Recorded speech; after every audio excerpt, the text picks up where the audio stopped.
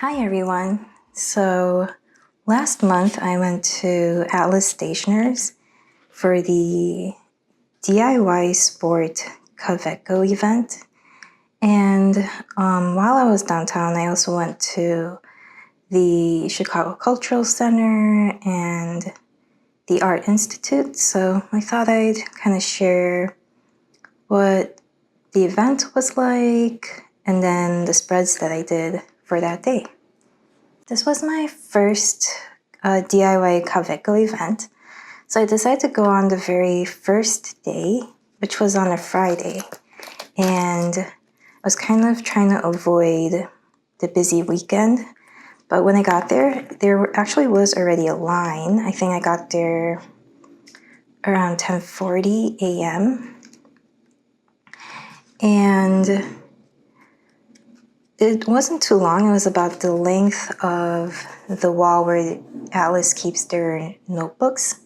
So I thought maybe it would take about 30 to 40 minutes, but it actually ended up taking an hour and 20 minutes for me to get to the front of the line, but it was okay. I was with my partner, so it actually didn't feel that long. We were really surprised that we were in line for that long. The staff were all friendly, they were amazing, and they told us that in previous years there hadn't been a line that long, or really a line at all, so it really seems like the glow-in-the-dark color was very popular, or is very popular for this year. And to thank us for being in line, the staff passed out Atlas Stationers stickers, and yeah, it was a good time. I had fun, and for the pen, so the process at Atlas Stationers was that once you got close to the front of the line, someone would come and take your order, and then you would pay for it before assembling your pen. And then when it was your turn, the employee there walked you through each process, and basically what you would do was grab the little parts from the drawers, and then for the first machine, you would place the inner cap on the brass stand and then the colored cap over it, and the final part was the metal finial, and I was told to get it nice and even before pressing everything down with the machine. And then for the second machine, that was for this nib unit and section. So what we did was place the nib unit in the brass stand, then the colored section onto it, and then I was told to go very slowly and stop right when this green section's edge touched the brass stand. So I think they wanted to make sure you didn't overdo it. It was a very simple process. And then I was handed the body of the pen, and I just screwed everything on together, just like that. And it came with a cartridge and the box and sticker and all of that. After making my pen, I obviously wanted to go to a couple museums, so I just grabbed a couple things. I wasn't there for too long. I got these stamp mache wood stamps. This is the refrigerator one, and this is the receipt. And I used them in my spreads, so I'll show you how those look stamped in a second.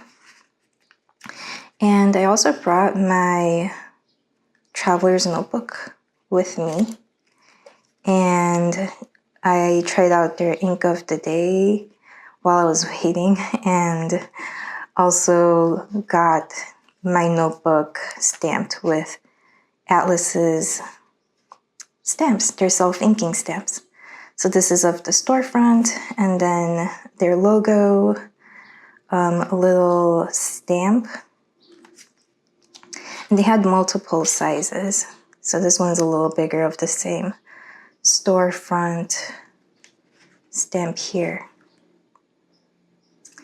And while I was stamping away, there was a very nice gentleman there, and he was chatting with me and told me that he's been working at Atlas for 50 years, which is really amazing. And he was also telling me kind of about the history of Atlas and how it used to be more of a business-to-business office supply store, and that they used to make self-inking stamps for other businesses. But now that they're more of a pen and stationery store, they got these made by another business. And he thought the red stamp was really great and that Atlas should make more of those. And I gotta agree, I mean, it really pops. So, yeah. Oh, and there is also this stamp. Found myself at Atlas Stationers, and then you can put the date.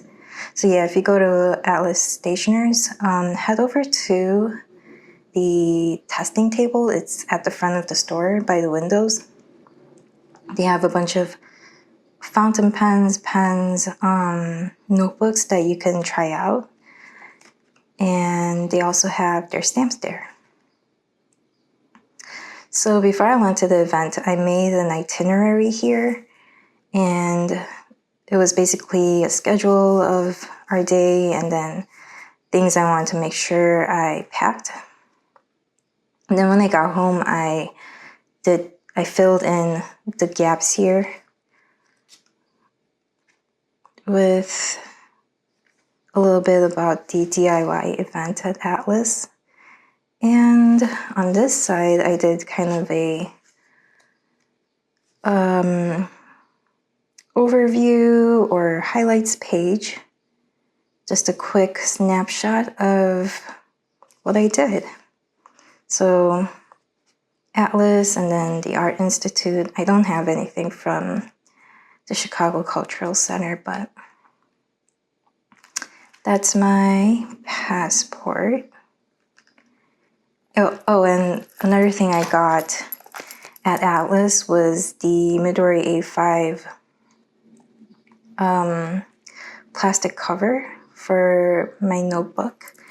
And I've been wanting a craft folder from Traveler's Notebook, but I realized that I could just make one with the cardboard that was slotted inside this cover to keep its form. So I actually just made myself a notebook, or not a notebook, a folder. And I'll talk about this again in a different video. I made a template. So I'll share in my next video, maybe my next video, about where you can find that template and more about that in a different video.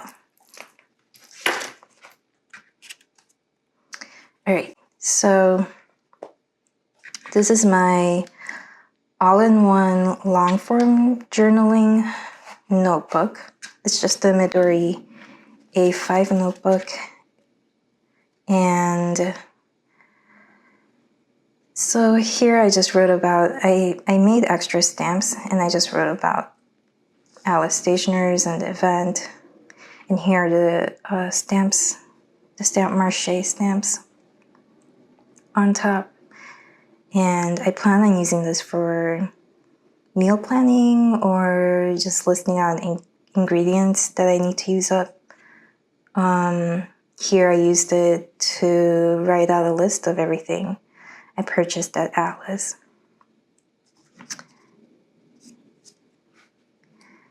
After Atlas Stationers, we went to the Chicago Cultural Center. I mainly just wanted to pop in and look at the Tiffany glass dome. It's a very large dome ceiling and it's very beautiful. So If you're ever in Chicago, it's not that far from Alice, if you're visiting Alice anyway. I think it took maybe like 15 minutes by walking, and it's in the direction of Millennium Park. So I definitely recommend popping in and looking at what they have to offer there. So after the Chicago Cultural Center, we went to the Art Institute.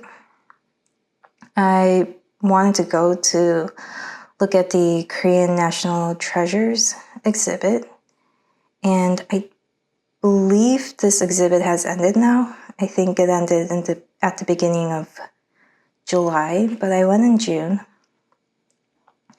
And I'll insert a few clips from the exhibit, but we stayed there for a good amount of time. If you visit the Art Institute, you can download their app and listen to audio recordings, like an audio guide for certain exhibits. And there was one for this exhibit, so we listened to those, and I took a lot of pictures and read all the plaques and really took my time with this exhibit.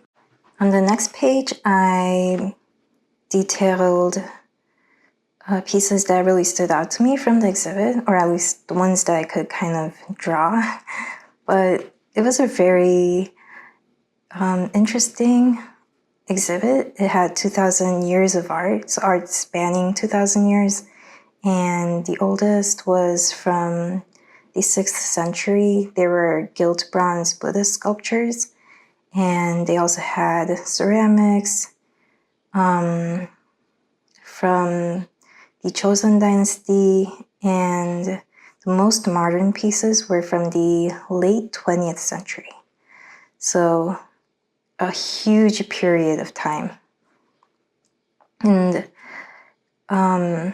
it was just amazing to see, especially how some of the older pieces were still around to be viewed.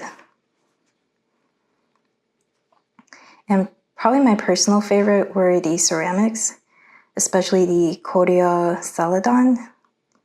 The color was just really beautiful, and the shapes very elegant.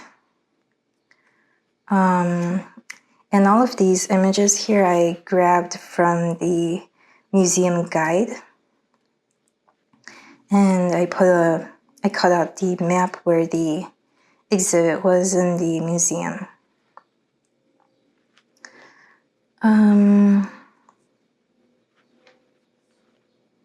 I guess something I might read from my journal entry is the silk panels and paintings on hanji, Korean mulberry paper, carry the weight of importance in them, in just the fact that they had survived time and at times a very tumultuous history. Both delicate and resolute, their existence seems to embody the symbols of the Joseon literati: plums, orchids, chrysanthemums, and bamboo. The sagunja that represents steadfastness in the face of adversity. So after we left the Korean exhibit, we had about an hour and a half, and on the back of the museum guide, they highlighted exhibits you might want to visit if you have about an hour to view the museum. So those were the ones we tried to view. And fun fact, did you guys know that in the American Gothic, I always thought this lady here was the farmer's wife, but when I read the plaque, it said it's actually his daughter. So I was like, oh, I never knew that.